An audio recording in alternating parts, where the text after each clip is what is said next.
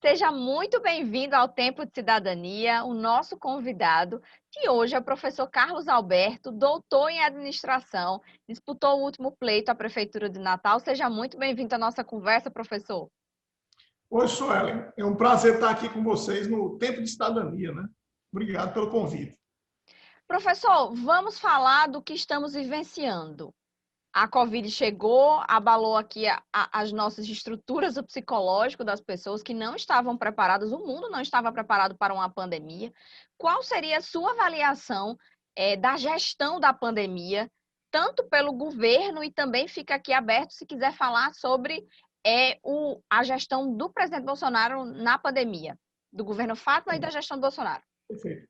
Suelen, então eu vou falar um pouquinho do que um problema desse, que é uma pandemia, né? Ele tem que ser, exige uma coordenação muito grande, né? Então, a primeira coisa que eu queria dizer é o seguinte: tem um relatório de uma grande empresa de logística alemã chamada DHL, que eu, inclusive, mostro em sala de aula para os alunos, sobre as tendências da logística do mundo. Eu sou professor de logística na UFRN, no curso de administração.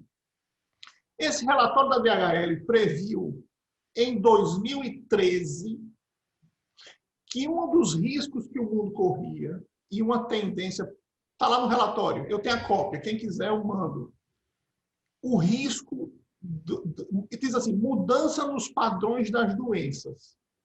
SARS.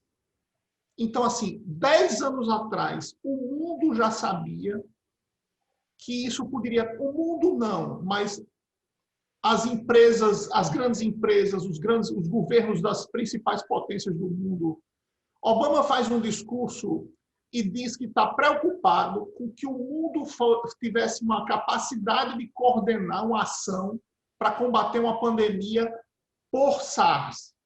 Ele fala isso num discurso dele. Então, assim, os grandes líderes do mundo deveriam ter se preocupado num plano contingencial mundial para combater a Covid. Isso não aconteceu, né?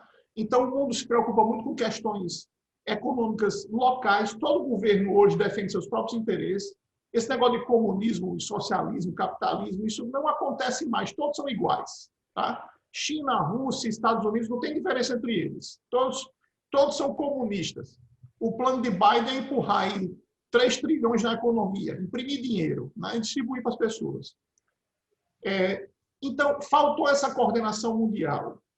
Trazendo para o Brasil, o primeiro ente de governo que deveria se preocupar com o Covid era o governo federal. Mas, infelizmente, o Brasil, por todo esse processo que passou, acabou entrando no governo federal incompetente. Uma pessoa que não estava preparada para o cargo. Infelizmente, não era tudo que aconteceu no Brasil, essa articulação de várias forças para fazer uma mudança política para tirar Dilma. O objetivo não era colocar Bolsonaro. Mas essa ausência de liderança acabou caindo no colo dele. Uma pessoa despreparada que nega a ciência. Então, o que está acontecendo hoje, e a preocupação que nós temos, é que nós conseguimos atingir um nível maior de vacinação da população, o maior nível possível. Então, assim, esse negacionismo não é só no Brasil. Existe um fenômeno no mundo hoje de negar a ciência. Nós estamos com uma regressão como sociedade com nuances de idade média. Tem pessoas que negam a ciência. Existe no ser humano um pouquinho de DNA de idade média, certo? Negar a ciência, esse conservadorismo, lixamento moral, comportamento nas redes sociais, são pessoas que não estudaram, não conseguem ter capacidade de analisar os pontos e contrapontos que existem em qualquer discussão pública que aconteça. Então, existe esse mercado para mentira, para negar a ciência.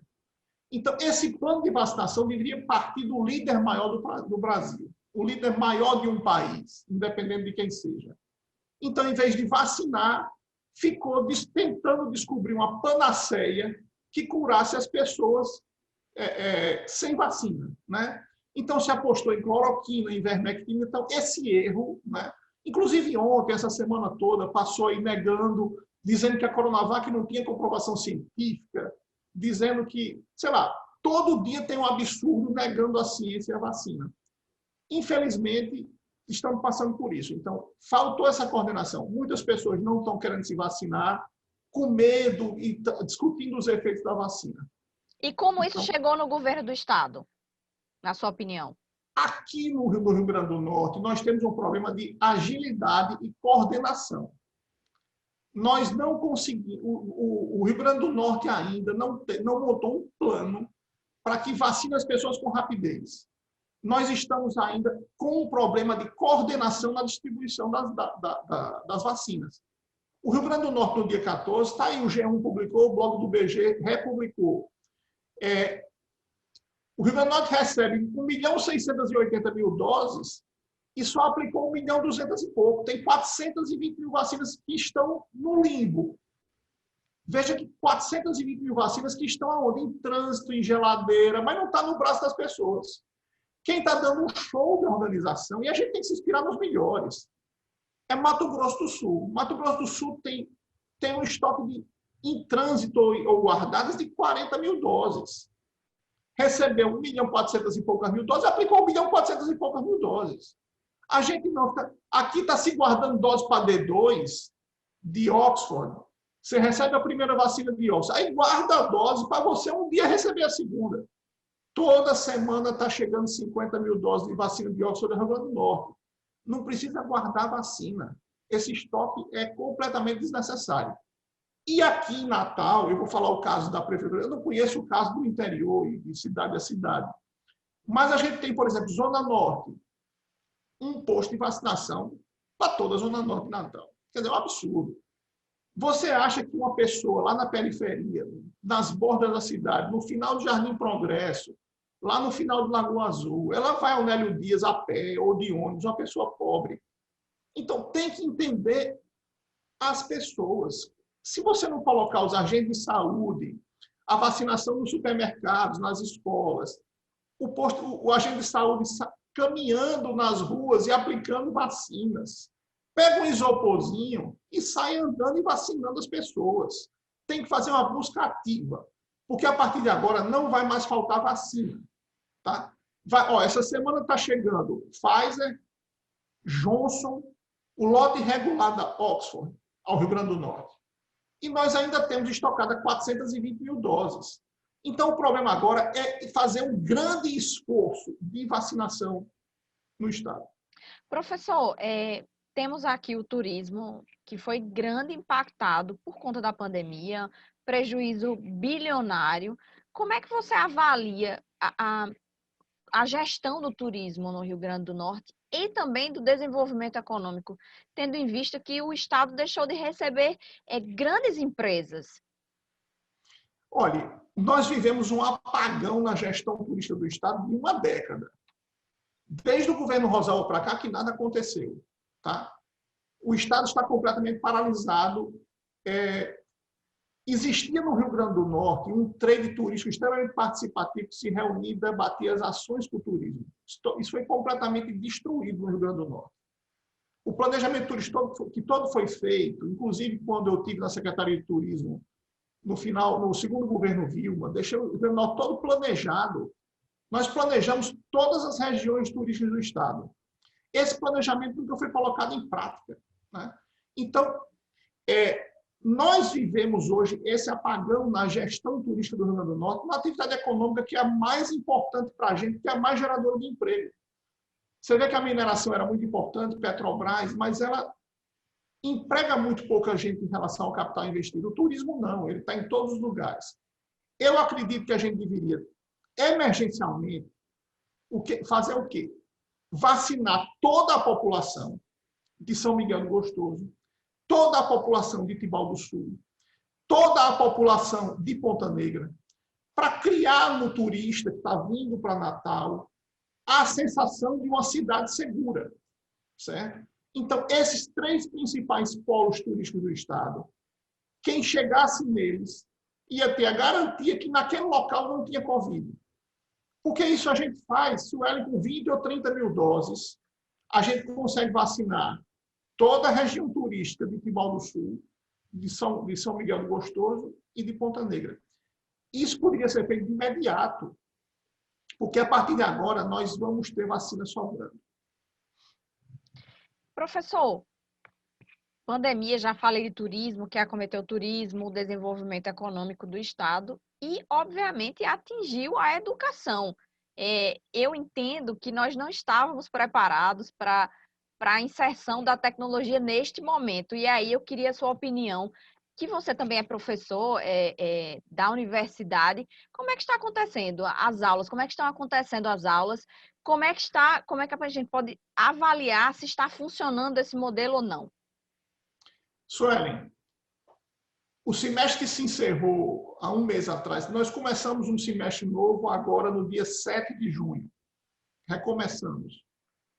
O semestre se encerrou há um mês, foi o primeiro semestre que a gente exerceu esse ano, foi o 2020.2, a gente estava acabando no ano passado, por causa dos atrasos da pandemia. Foi o semestre que eu dei mais hora-aula. Foi o semestre que eu faltei menos, porque por causa de algum outro motivo, porque eu estava aqui no meu escritório, dando aula para as pessoas por videoconferência, como a gente está fazendo agora.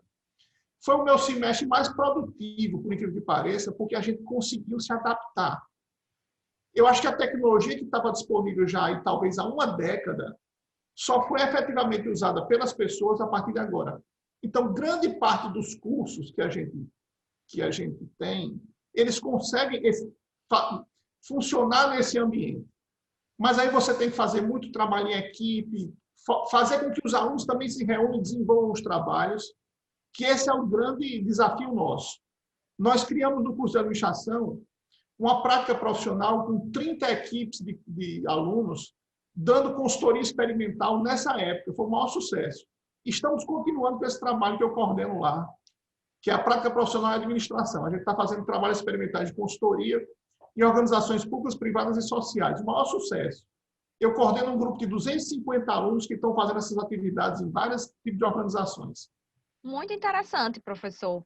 Já vou engatar aqui a pergunta sobre política e sua participação na política. No último pleito, tentou uma cadeira, tentou ser o prefeito de Natal e não logrou êxito. Conta para a gente, faz uma análise do que foi aquela experiência da campanha passada em pandemia, um formato diferente. Conta para a gente sua experiência. Suelen, eu acho que as pessoas têm que ter a capacidade de prever um pouco o futuro. E às vezes a gente não faz a leitura correta. Eu acredito que as eleições de 2020 não eram para ter ocorrido naquele momento. Né? Eu acho que o momento do país não era um momento que as pessoas estavam preocupadas em discutir a cidade, discutir como uma cidade deve ser. Certo? Eu acho que as pessoas estavam preocupadas em sobreviver. Então, Natal teve uma situação que mostrou exatamente isso. As pessoas não estavam preocupadas com política, com a cidade, estavam preocupadas em Covid. Né? E eu acho que isso vai continuar um pouquinho de tempo ainda. Eu acho que esse momento ainda é de discussão de como a gente vai retomar a economia, de como, né, como vão voltar a crescer. Eu acho que o Brasil vai ter 10, aqui nós fazer só uma parte aqui, se interrompendo. Nós vamos ter 10 anos de muito crescimento econômico no Brasil. Tudo que eu tenho estudado e lido, eu acompanho os dados macroeconômicos brasileiros e vejo que a gente está numa situação muito confortável, apesar do presidente, né? Porque o Brasil está numa situação muito bem posicionada para que nos próximos 10 anos cresça muito. Eu vejo esse cenário. Tá? Então, voltando, muitos candidatos, eu acho que enfraqueceu muito todos. Né? As pessoas pensavam, não, porque Álvaro não é de Natal, Álvaro caiu no colo dele a prefeitura, ele nunca foi votado. Todos enxergaram uma chance de vencer a prefeitura. Mas como muitos enxergaram essa chance, a votação dividiu em 14 candidatos. Então, isso aí foi muito ruim para todos, que não teve nenhum candidato forte. E o engraçado nessa situação toda, eu vou até contar, que a gente conversava muito entre os candidatos, antes da eleição. E, venha me apoiar, venha ser meu vice. E a gente ficava conversando entre a gente. E ninguém quis abrir. Né? Então, acabou 14 candidatos, então todos ficaram fracos, a votação de todos dividiu muito. Né? Eu tive na eleição de governador, em Natal eu tive 16 mil votos na eleição de 18. Na eleição do prefeito, reduziu pela metade, ou menos da metade. Então, isso mostrou que a gente errou. Né? Mas a grande leitura que era para ter sido feita era que a eleição não era para ter sido realizada. Mas a política é assim, todo mundo, quem está na política quer eleição. Né? Então, ele não enxerga que tem que aguardar um pouquinho mais. Eu acho que o momento era de não ter eleição. Era para ter sido prorrogados os mandatos, deixado as pessoas em casa, para evitar aquela segunda onda de Covid que estamos passando por ela. Né? Professor, última pergunta, e aí não poderia deixar de fazê-la aqui no programa. Qual deverá ser o seu destino político? Existe aí uma intenção de procurar um novo partido? Permanece no mesmo? Conta para a gente. Não, eu com certeza no PV não ficarei. Né? E eu tomei, assim, a situação nossa é difícil do ponto de vista do ambiente de negócios, desse meio que eu vivo. Né? Então, meu ramo é restaurantes. Eu tenho uma pequena rede de restaurantes que sofreu muito com a pandemia. Né? Assim, agora que a gente retomou o nível de venda que a gente tinha em 2019. Então, assim, é muito difícil você abrir mão de tudo em função da política. Então, assim, eu tenho ainda que convencer dentro de casa que eu deva ser candidato em 22. Então, esse é o primeiro passo. Então, assim, porque você... É a questão familiar, é a questão de apoio aos filhos, você se distancia tudo. Tem um ônus muito grande na política correta. Então, você paga um preço muito caro e abrir mão de tudo para ir para a política. A universidade paga um preço muito caro em abrir mão que eu saia de lá para ser candidato, eu prejudico o meu curso, eu prejudico meus alunos. Então, existe esse equilíbrio, esse ônus e bônus, tem que ser muito avaliado.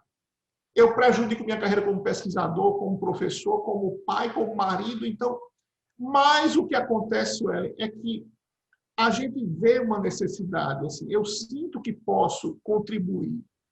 E o que acontece também é que todo dia chega alguém dizendo que eu devo ser candidato, oferecendo, me incentivando e me convidando. Então, essa decisão ainda não tomei por conta dessa necessidade de equilibrar um pouco a vida pessoal, profissional e a política. Muito bem.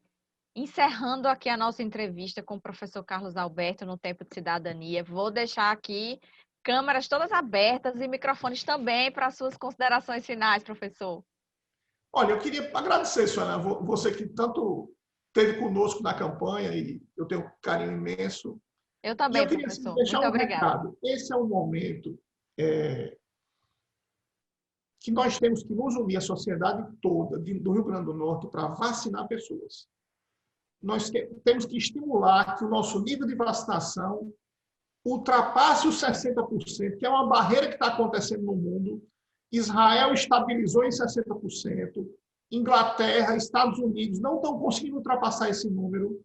Nós precisamos imediatamente fazer busca ativa nas pessoas e vaciná-las. É a saída para a recuperação econômica e para o desenvolvimento do Estado do Rio Grande do Norte. Vamos vacinar, isso é o mais importante. Muito E obrigado obrigada. pela oportunidade de estar aqui no Tempo de Cidadania. Obrigada, professor. Você quer ver mais entrevistas como essa? Se inscreve no nosso canal, ative as notificações e fique sabendo por dentro de tudo que acontece por aqui. Obrigada a você, obrigada, professor, obrigada pela audiência e até a próxima. Tchau, tchau.